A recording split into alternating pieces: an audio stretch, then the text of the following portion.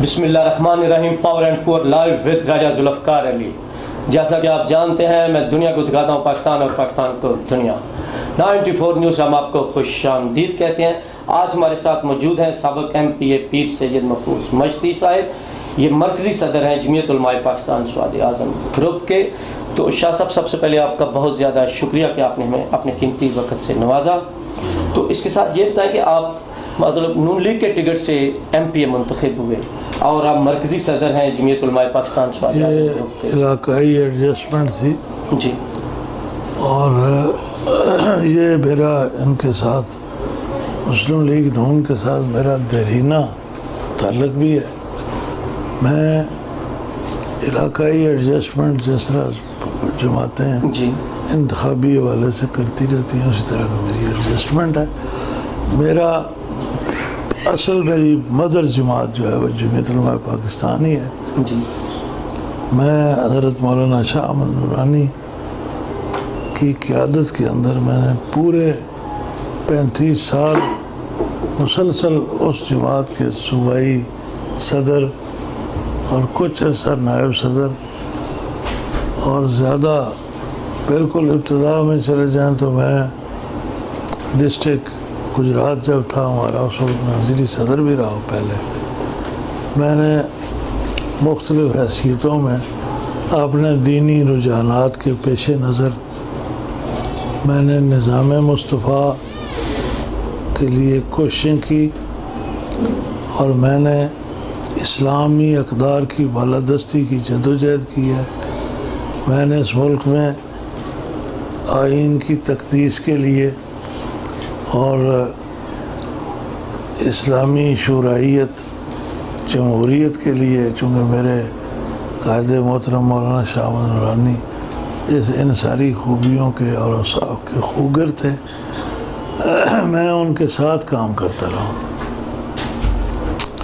میری پچھلے انتخابات کے موقع پر میری علاقائی ایڈجسٹمنٹ ہو گئی، اس لیے مسلم لیگ نون جو اپنے نظریات کے اعتبار سے میرے مقاصد سے متصادم نہیں تھی، اس لیے میں نے ان کے پلیٹ فارم سے ان کے ٹکٹ پر الیکشن لڑا اور میں MPA منتخب ہو گیا. پچھلے انتخاب کے موقع پر مجھے مسلم لیگ نون نے ٹکٹ میرے نام جاری کیا.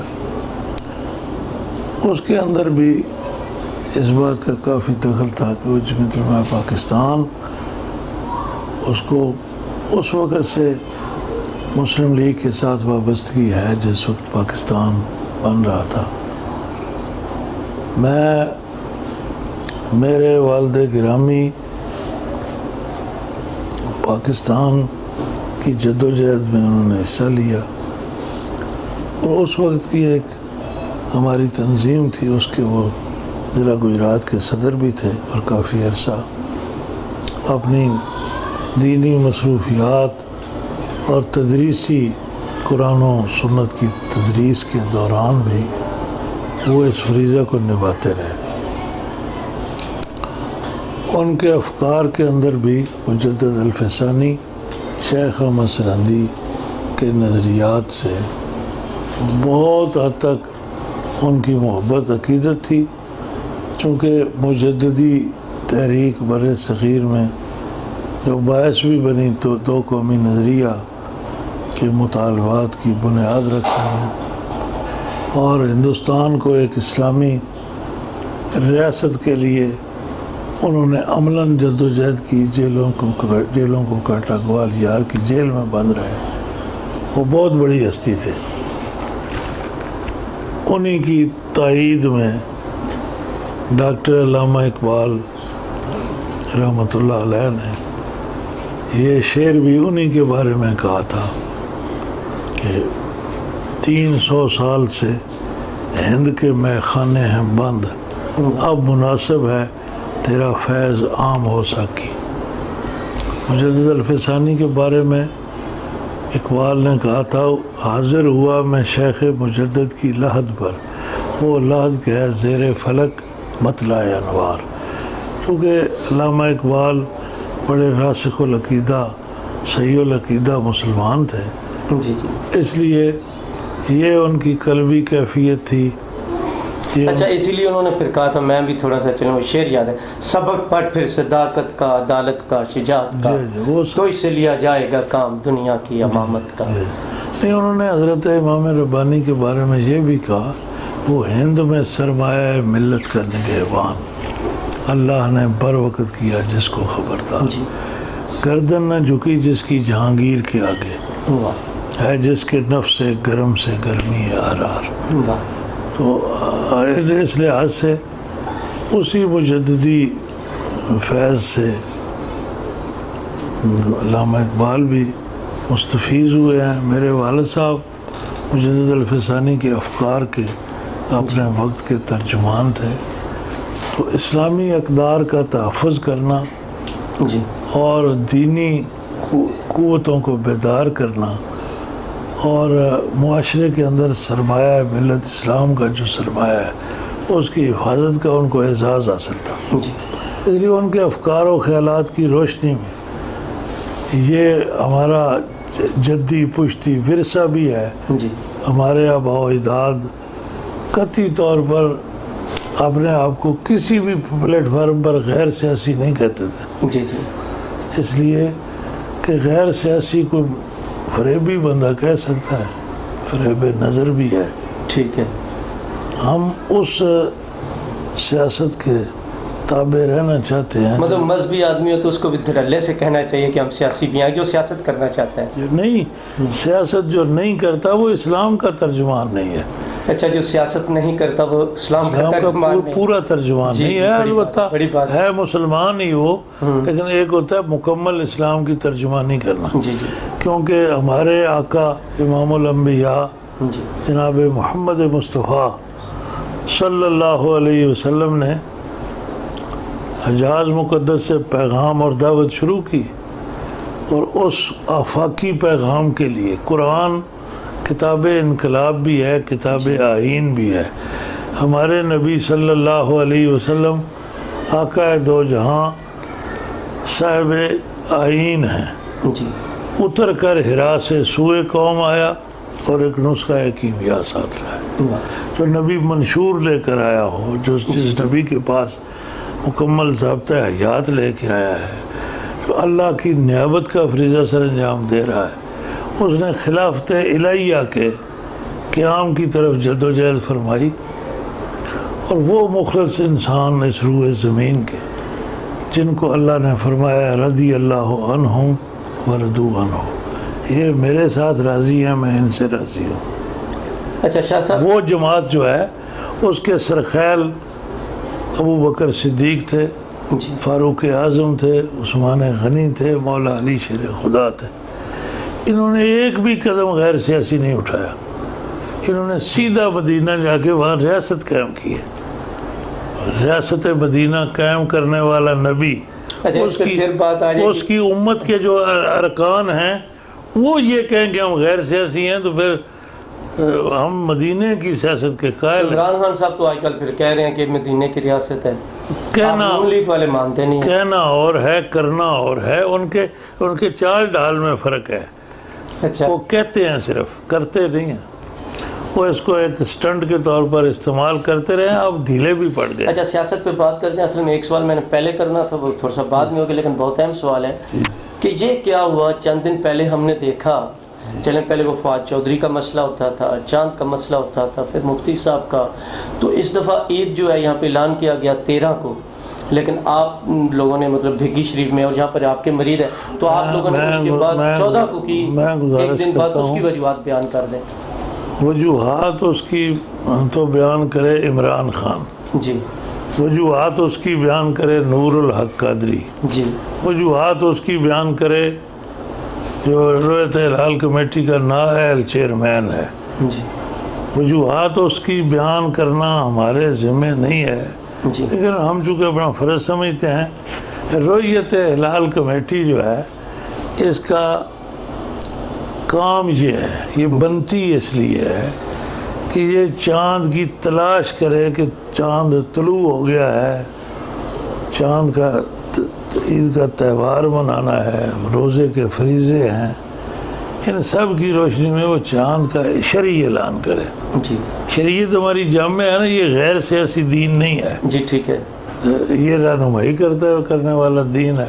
لیکن ہم لوگ پریشان ہوتے ہیں، عام آدمی جو حیران ہوتا ہے کہ مطلب کوئٹہ سے عام آدمی کی پریشانی، عام آدمی کی جو پریشانی ہے، عام آدمی کی جو پریشانی ہے، اس کا علاج ان حکومتوں کے پاس نہیں ہے۔ عام جو آدمی جسے آپ کہہ رہے ہیں ڈاکٹر ہی نہیں ہے، وہ اس ملک کا سب سے اچھا مسلمان ہے جس کو اضطراب ہوتا ہے۔ اس کے اضطراب کی فکر نہ حکومتوں کو ہے، نہ ان اداروں کو، کمیٹیوں کو بھی نہیں ہے۔ رویت ہلال کمیٹی کا مطلب ہے چاند کی رویت ہو جائے تو اس کا اعلان کرنا شرعی۔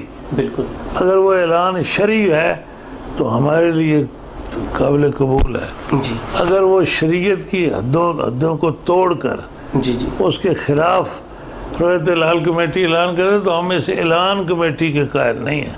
اچھا، کچھ لوگ یہ بھی کہہ میری رہے ہیں عرض ایک سن لیں، روزہ پہلے بھی کھا گئے تھے، اس وجہ سے یہ ہے کہ رویت ہلال چاند دیکھ کر اس کی شرعی شہادت وصول کرنے اور اس کا بر وقت اعلان کرنے کے ذمہ دار ہیں۔ جی اس کے لیے علم کی بھی ضرورت ہے، درست، حیثیت کی بھی ضرورت ہے، اس کے لیے لیاقت کی بھی ضرورت ہے۔ کوئی اجہل من الناس بندہ جس کو یہ پتہ نہیں ہے کہ ڈیوٹی میری کیا ہے، آپ یہ سنتے رہے ہیں، سوشل میڈیا پہ آیا ہے، اور ان کی جو گفتگو ہے وہ لیک بھی ہوئی ہے، اور رویت ہلال کمیٹی کے ایک ممبر نے لیک کی ہے، جی آپ نے بھی سنی ہے۔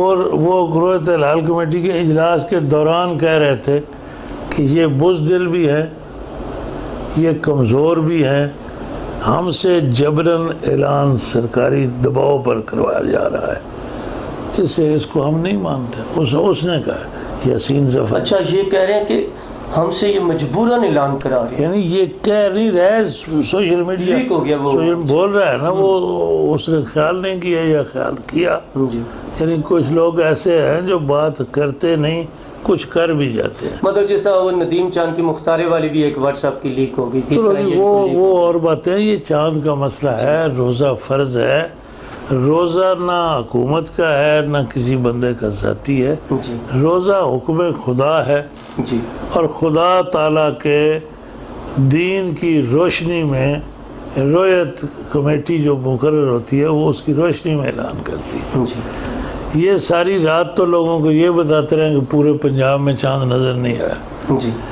انہوں نے اپنی گفتگو میں کسی جگہ بھی اس بات کا اعتراف نہیں کیا کہ زونل کمیٹیاں، اضلاع میں کمیٹیاں، یہ ساریاں تنخواہ دار جی وظیفہ لینے والے لوگ ہیں سارے، اور ان کے سٹیٹس بنے ہوئے ہیں کہ یہ MNA کے برابر عہدہ ہے، یہ فلاں کی، یہ منسٹر کے برابر ہے۔ یہ لوگ جو حکومت کے پالتو بن کر، خوش آمدی بن کر یہ عہدے برات حاصل کرتے ہیں، اور یہ نہیں کہہ سکے کہ فلاں جگہ پہ شہادت ہوئی ہے اور ہماری کمیٹی نے فیصلہ کیا ہے، وہ فیصلہ ریٹن ہمارے پاس پہنچ گیا ہے۔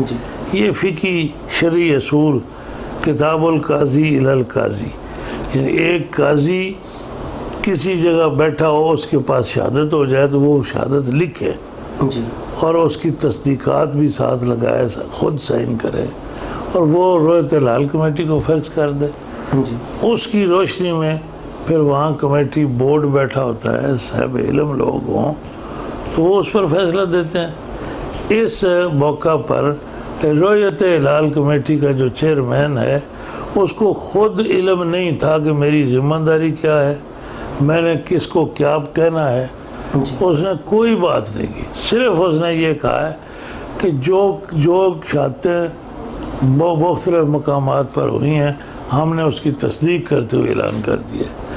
تو شہادتیں ہوئی ہیں نہیں ہوئی، خبریں کس طرح ان تک پہنچی ہیں، ان کی تصدیق کی ہے۔ ایک مولوی پوپل زئی جو اس ملک میں مسئلے کھڑے کرتا ہے، اس کا کوئی علاج کسی نے نہیں کیا۔ پوپل زئی کہتا ہے کہ میرے پاس 100 آدمی شہادت دے گئے۔ کیا رویت ہلال کمیٹی کے دستور کے اندر ان کے مشن میں یہ بات ہے کہ لوگ رویت ہلال کمیٹی کو شہادت نہیں دیتے، پوپل زئی کو دیتے ہیں، اور اس رپورٹ پر اس کی تصدیق کر رہے ہیں کہ چونکہ انہوں نے اعلان کر دیا ہم ان شہادتوں کی تصدیق کرتے ہیں۔ یہ پوری دنیا کے اندر کسی جگہ پر ایسا نہیں ہوا، ایسا ہوا نہیں، انہوں نے کیا ہے، ان کو پتہ ہی نہیں تھا۔ یہ ایسے تھا جیسے کچھ جانور پکڑ کر پنجرے میں رکھ دیے جائیں اور کہا یہ جائے کہ یہ اعلان کریں گے۔ اس بات کا اضطراب، آپ کہتے ہیں کہ لوگوں میں اضطراب پیدا ہو، لوگوں میں اضطراب ہوا ہے تو اس بات کا یا اعتراف کرے وزیر اعظم کہ میرا یہ ادارہ ہے اور اس ادارے میں نااہل بندے نے لوگوں کو خراب کیا ہے، یہ اہل نہیں ہے۔ وزیر مذہبی امور وہ کہہ دے کہ ہمارے ادارے کا جو ہیڈ ہے وہ صحیح نااہل ہے، تو اضطراب دور ہو جائے گا۔ اچھا، اس کا مطلب پھر اس دفعہ فواد چودھری صاحب تو پھر آپ کے ہم خیال بن گئے؟ نہیں، نہ فواد چودھری صاحب کا میں ہم خیال ہوں، نہ وہ ہمارے ہم خیال ہیں۔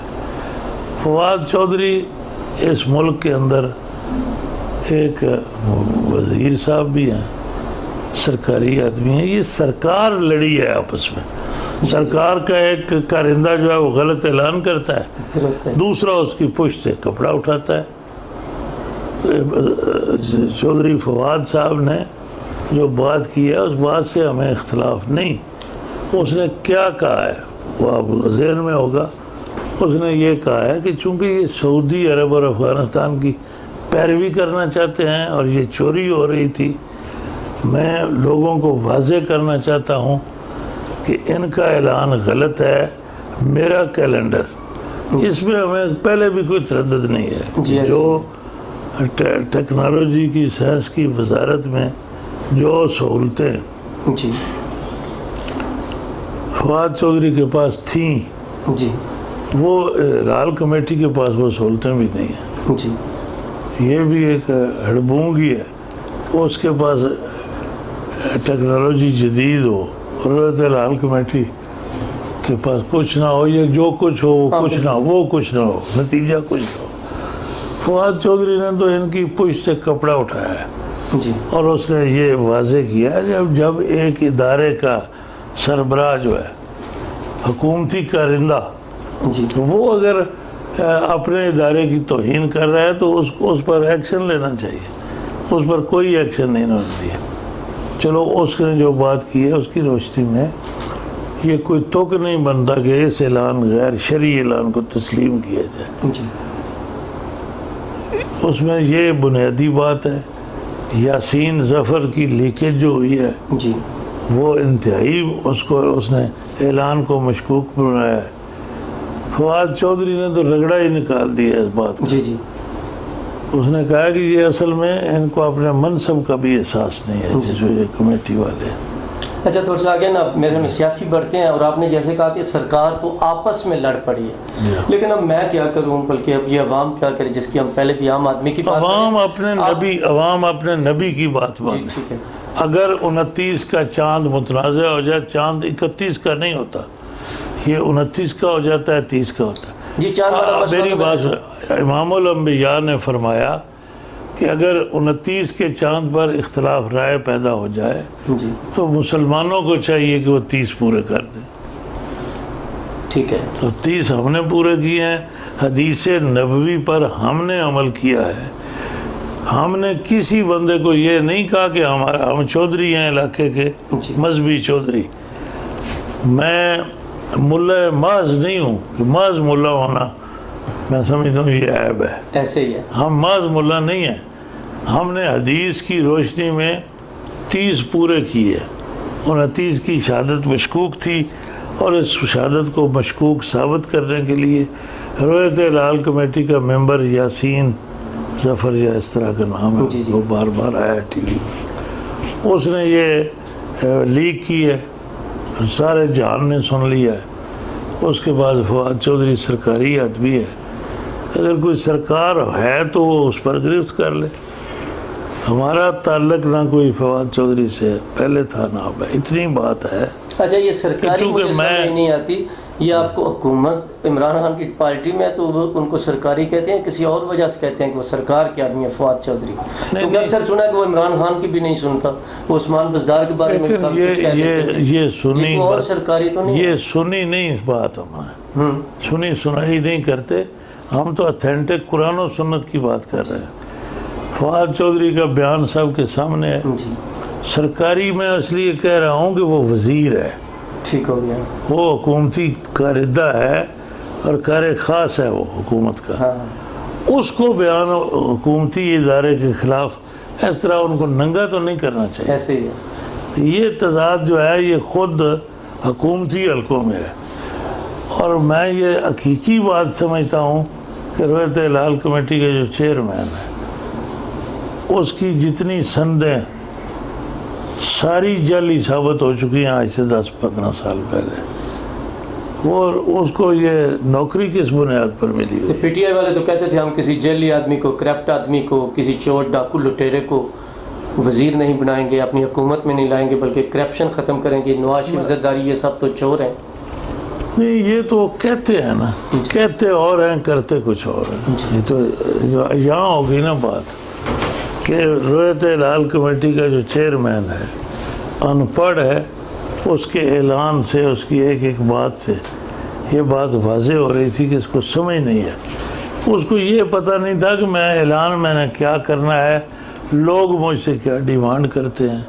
اس نے ایسی کوئی بات نہیں کی جس سے یہ پتہ چلے کہ رویت ہلال کمیٹی نے کسی بھی ملک کے اندر کسی بھی جگہ سے کوئی شہادت وصول کی ہے، جب ان کو کوئی شہادت وصول ہی نہیں ہوئی، جب ان کی، اور یہ ان کا انتظام ہے اور گورنمنٹ کے اخراجات ہیں اس پر کہ ان کے بندے زونل کمیٹیوں میں ہیں، ان کے نمائندے لوگ جو ہیں جو اعزازی طور پر نامزد کیے جاتے ہیں اور اس کمیٹی کے مشورے سے ہوتے ہیں، وہ ہر ڈسٹرکٹ میں موجود ہیں۔ تو کسی ڈسٹرکٹ کے اندر شہادت ان کے کسی بندے نے وصول ہی نہیں کی، یا کوئی دینے نہیں آیا، یا کوئی دیکھتا تو وہ دیتا ہے شہادت۔ یعنی شہادت نہ دینا کوئی جرم نہیں ہے، جس نے دیکھا ہوتا وہ شہادت دیتا۔ اچھا چاند پیشوا صاحب ہو گیا، گزارش ہے ان کی کوئی شہادت آج تک یہ ریکارڈ پر پیش نہیں کر سکے کہ رویت ہلال کمیٹی نے کسی جگہ پر شہادت لی ہے۔ فقہی اصول ہے، ایک جگہ پہ ایک قاضی ہے، وہ اپنے علاقے کے بندے اس سے ملتے ہیں، اس کو حلف دیتے ہیں، وہ ان کی حیثیت چیک کرتا ہے کہ کس کیلیبر کے لوگ ہیں، کردار ان کا کیا، وہ ان کے سامنے بیٹھ کر ان کے بیان ریکارڈ کرتا ہے، اور جس طرح فتویٰ جاری کیا جاتا ہے، مسئلہ لکھا جاتا ہے، فیصلے پنچایتی ہو جاتے ہیں، اس پر مہر بھی لگاتے ہیں، موجود لوگ سائن کرتے ہیں، اس کو ان کو فیکس کر دی جاتی ہے، اس کا اعلان یہ بطور اسپیکر وہ اعلان کر دے کہ وہاں شہادت ہو گئی ہے، یہ فیصلہ ہے۔ وہ سوشل میڈیا کا زمانہ ہے، وہ ہمارے موبائلوں پہ آ جاتی، اس کو دیکھ کر ہم اعلان کروا دیتے کہ رویت ہو گئی ہے۔ اس کا اہتمام نہ کرنا یہ ان ذمہ دار جو رویت ہلال کمیٹی کے لوگ ہیں ان کی غیر ذمہ دارانہ حرکت ہے۔ میں ویسے ترس کھا کے کہتا ہوں غلطیاں انہوں نے پہلے کیا، میں کہوں گا ان کو پکڑا جائے، یہ میں نہیں کہتا، لیکن اگر حکومت اس ملک میں کوئی ہے اس کو چاہیے کہ وہ گرفت کرے۔ جی وہ حکومت کو چاہیے کہ وہ فواد چودھری کے اس بیان کا نوٹس لیں۔ آج تک تو ہم نے نہیں سنا۔ البتہ ہمیں لوگ جو پوچھتے ہیں، آپ سے حفیظ بھائی ہیں ہمارے، آپ ہم سے یہ الٹا سوال کرتے ہیں کہ آپ نے عید کیوں اگلے دن کی ہے؟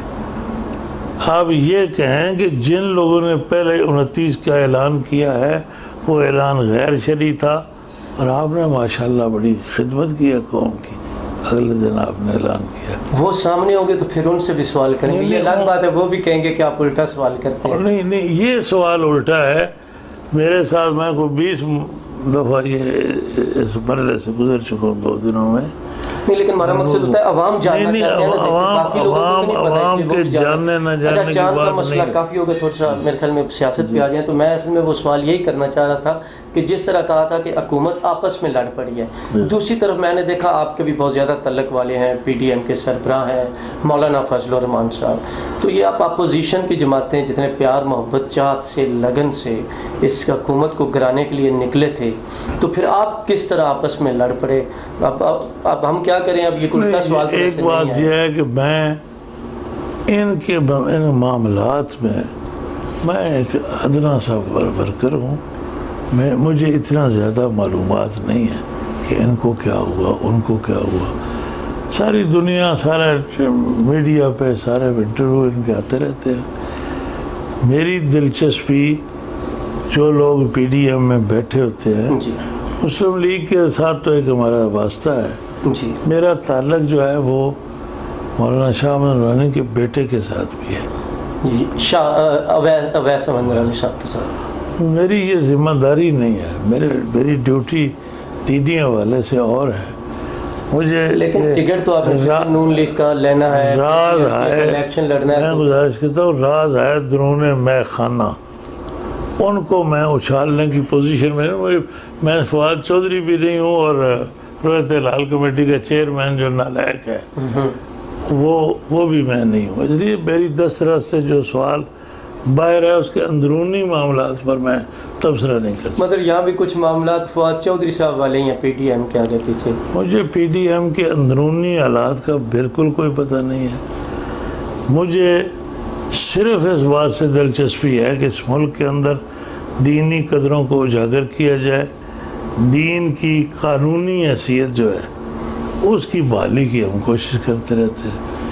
مسجد میں بیٹھ کر بھی اسی کی کوشش کرتے ہیں. اگر کسی بھگدڑ میں جانا پڑ جائے تو وہاں بھی اندر ہمارے یہ ہوتا ہے کہ ہم دین کو غلبہ دلوانا چاہتے ہیں. اس لیے کہ میرے آقا صلی اللہ علیہ وسلم آپ کی دعا یہ تھی کہ یا اللہ دین کو غلبہ عطا فرما. تعداد اس کی جو ہے نا وہ بھیڑ بکریاں اکٹھی کرنا مقصد نہیں ہے, دین کو غلبہ فرما. غلبے کے لیے حضور پاک نے اس وقت کے 2 نامور بندے تھے, ان کے نام بھی لیے, یا اللہ ان کے ذریعے دین کو سربلند فرما. اللہ نے حضور کے قلب کی بات کو اللہ نے دل پھیر دیا فاروق اعظم کا. وہ ان کے ذریعے غلبہ چاہتے تھے, اور جو لوگ کہتے ہیں ہم غیر سیاسی ہیں, یہ مغلوب کرنا چاہتے ہیں اسلام. ہم دین کے غلبے کی بات کرتے ہیں. یہ جو حکومتیں دین کا غلبہ چاہتی ہیں وہ ہمیں سراہ لیتی ہیں, جو نہیں چاہتی وہ لڑ پڑتی ہے ہمارے ساتھ. ہماری جدوجہد ہے دین کے غلبے کی. وہ ٹھیک ہے, لیکن دیکھیں آپ نے ساتھ نون لیگ کے ساتھ رہے, آئندہ بھی رہنا ہے. اب میں کیا کروں, ہر آدمی کیا کرے, عام آدمی کیا کرے؟ پاکستان میں مہنگائی کی انتہا ہے, حکومت ڈلیور نہیں کر سکی, غریب آدمی ایک نوالے کو ترس رہا ہے. مطلب اتنی کوتاہیاں ہیں کہ اس دفعہ تو ہم شمار ہی نہیں کر سکتے. تو پھر آپ کہتے ہیں سیاسی ہے, تو پھر ہم سیاسی بات تو کریں گے, سیاسی نقطہ نظر سے, مذہبی نقطہ نظر سے. عوام ایک حکمران ہے, وہ نہیں ڈلیور کر رہا. ایک ہے انتخابی سیاست, لیکن یہ ہے ذمہ داری. ایک بات ہے کہ غلبہ حق, اس کے لیے کوشش کرتے ہیں. آپ نے موجودہ حکومت کی جو کمزوریاں آپ نے بیان کی ہیں, چینل کی مصلحتوں کے باوجود آپ نے بہت کچھ مان لیا ہے. تو جب آپ اتنا مان رہے ہیں تو آپ سمجھیں کہ اس سے بیزاری, آپ کو اس سے بیزار ہونا چاہیے جن کے اندر اتنی کوتاہیاں ہیں. ہم کسی ایسی شخصیت کے بارے میں جو خود حکومت میں نہ ہو, جو حکومت میں موجود ہے, اس کی تو غلطی کی نشاندہی کر سکتے ہیں. جو مظلومانہ زندگی جو لوگ بسر کر رہے ہیں, جن کو ڈاکو چور, آپ یہ کیوں نہیں کہتے کہ ایک زمانہ تھا جب چودھری ظہور اللہ پر بھینس چوری کا مقدمہ ہوا, اور ایک یہ زمانہ ہے جب کہ رانا ثناء اللہ پر چرس ڈال دی گئی ہے. یہ رانا ثناء اللہ چرسی نہیں ہے. رانا ثناء اللہ چرس 3 دن گاڑی میں رکھ کے اپوزیشن میں ہونے کے باوجود. یہ پنجاب کا ڈاکو ویسے پرویز لائی کو کس نے کہا تھا؟ چور سپاہی ان کے بزرگ والد گرامی کو لوگ کہتے رہے ہیں، یہ اس میں چھوٹی بات ہے۔ نہیں، عمران خان صاحب نے کہا تھا یا کس نے، جن کے آج کل اتحادی ہیں؟ نہیں، یہ سیاست میں وقت پر جو بات کی جاتی ہے وہ اس وقت کے لیے ہوتی ہے۔ انتخاب مطلب جس طرح شہباز شریف صاحب نے کہا تھا زرداری کے بارے میں کہ زرداری مداری تجھ کو لاہور کی سڑکوں اتنا پر بڑا میں سیاسی بندہ نہیں ہوں جتنا آپ انٹرویو کا رخ لے جا رہے ہیں۔ اچھا، میں اپنے دائرہ کار میں رہتا ہوں۔ میرا دائرہ کار یہ ہے کہ یہ اعلان شرعی تقاضے پورے نہیں کر سکا۔ ہم نے نبی پاک کی حدیث کے مطابق 30 پر رویت نہ تھی، شرعی اعلان نہیں تھا، ہم نے 30 پورے کیے ہیں۔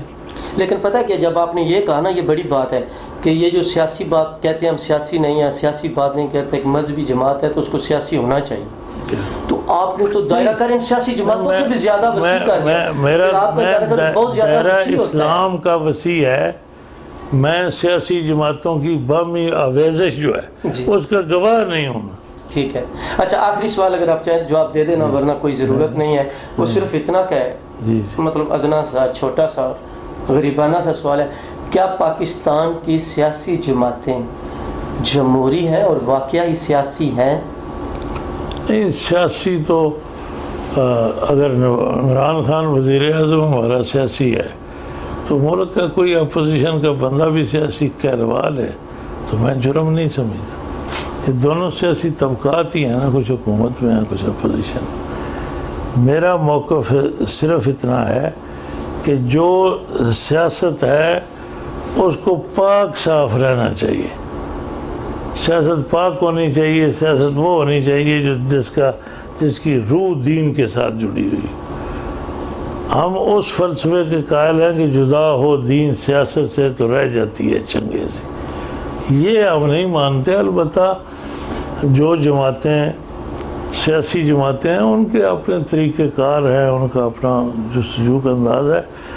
میں مسلم لیگ نون کا مضبوط ہمدرد ہوں۔ کس بیانیے کے، نواز شریف کے یا شہباز شریف کے؟ نہیں، ہم اسلام کے بیانیے ہیں۔ اچھا وہ سارے پاکستان کے جو سیاسی لیڈر ہیں وہ بھی پہلے اسلام کی بات کرتے ہیں، پہلے کرتے ہیں نا، جب اقتدار میں جاتے ہیں پھر چھوڑ دیتے ہیں۔ اس قسم کی دھوکہ بازی جو ہوتی ہے اس کو میں دھوکہ بازی کہتا ہوں۔ لیکن میرا مقصد صرف اتنا ہے کہ ہم یہ چاہتے ہیں کہ اس ملک میں جمہوریت ہو۔ اس سے اب یہ نہیں کہتے کہ ابراہم لنکن جیسی ہو جائے یا کسی اور کی۔ ہماری جمہوریت وہ ہے جو محمد مصطفیٰ نے قائم فرمائی، اس جمہوریت۔ ہمارا آئیڈیل، میرا آئیڈیل حکمران اگر کوئی ہے وہ صرف سیدنا صدیق اکبر اور خلافت راشدہ والے۔ اس کے علاوہ گزارا ہے نا، جہاں آپ بیٹھنا چاہیں کسی دوست کے پاس بیٹھ جائیں، اگر وہ دوست ناراض ہو گیا تو آپ اگلی جگہ بیٹھ جائیں۔ یہ جو تعلقات ہمارے ہیں ان کی کوئی حیثیت نہیں ہے۔ ہم سے آئیڈیل حکمران اگر دنیا کے اندر کوئی ہے تو وہ ابو بکر صدیق ہے، جن کی طرز حکمرانی علی منہاج النبوت تھی، وہ آئیڈیل حکمران ہے۔ ہم اس آئیڈیل کی ہم تلاش میں ہیں۔ چلو تھوڑی دیر کہیں سستا لیا، بیٹھ گئے، اٹھ گئے، اصل منزل ہماری وہ ہے۔ اور جو فی زمانہ میں یہ سمجھتا ہوں کہ اس وقت جو پورے ملک کے اندر جو لیڈرشپ ہے اس کے اندر میں سمجھتا ہوں ویسے پاکستان میں آپ کو کوئی لیڈرشپ نظر آتی ہے؟ لیڈرشپ موجود ہے، یہ علیحدہ بات ہے کہ لوگ اس کو مانتے ہیں نہیں مانتے۔ میں یہ کہنا چاہ رہا تھا کہ مسلم لیگ نون کی جو قیادت ہے یہ فی زمانہ، چلو میں زیادہ کھل کر بات نہیں کرتا اس پہ، لیکن ان میں نواز شریف جو ہے ان موجودہ دور کے سیاستدانوں میں نواز شریف جو ہے اس کی سیاست بمقابلہ آپ کہیں کہ حضرت ابو بکر صدیق نام نہیں موجودہ